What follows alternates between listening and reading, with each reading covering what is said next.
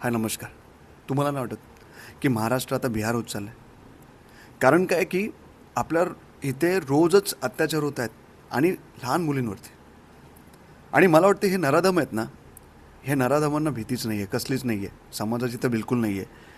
ना आईची भीती आहे, ना घरातल्यांची कुणाची भीती आहे, ना बापाची भीती आहे, ना कसली भीती आहे. आणि हे मला वाटतं घरातल्यांना माहिती आहे की आमचा घरातला पुरुष, आमचा मुलगा तो असा आहे.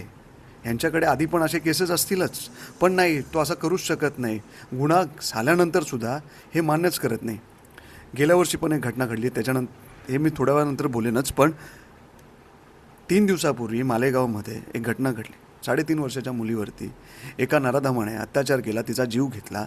आता ह्याचा सगळ्यांकडनं निषेध होतो आहे. फक्त निषेध होईल, कॅन्डल वगैरे येतील, लोक बोलतील, न्यायव्यवस्था काय करते ह्याच्यावरती प्रश्नचिन्ह होईल. मात्र तो जो मुलगा आहे, सुखरूप आहे, घरातले अजूनही बोलत असतील की नाही आमचा मुलगा असंच करू शकत नाही, तुम्ही चौकशी. अरे काय चौकशी?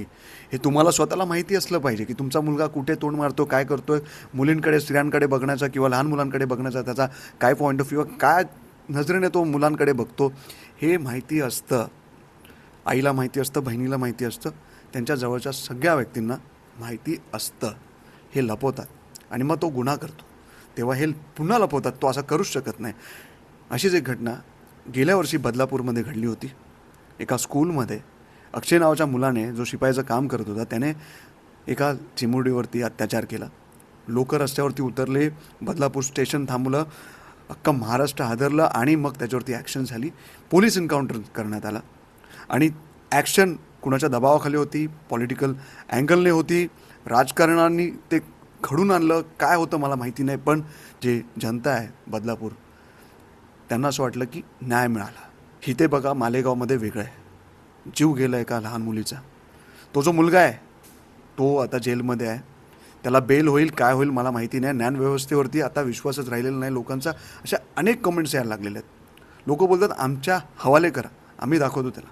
मला वाटतं की आपल्या हवाले करण्यापेक्षा ना आपल्या आजूबाजूला बघा, हे लोक फिरतात, अजूनही चालू आहे. हे 3 दिवसापूर्वी आहे, पण मला वाटतं कालही घटना घडली असतील अनेक ठिकाणी, आजही होत आहे, आत्ताही कुठेतरी होत असेल. आपल्या लहान मुलांना ह्या नराधमांकडनं वाचवायचा प्रयत्न तुम्ही स्वतः करा. लक्ष द्या, काळजी घ्या. आणि ह्या नराधमांच्या फॅमिलीला स्पेशली सांगणं आहे, जर तुम्हाला असं वाटतं की आमचा मुलगा मेंटली स्टेबल नाही आहे, तर त्याला हॉस्पिटलमध्ये टाका, त्याला पोलिसांच्या ताब्यात द्या, त्याच्यावरती काहीतरी प्रक्रिया करा, त्याला बरा करा आणि समाजात राहण्याच्या लायकीचा करा. कारण ह्या लोकांची लायकी नाही आहे. भयंकर गोष्ट आहे आणि ही थांबलीच पाहिजे. बस.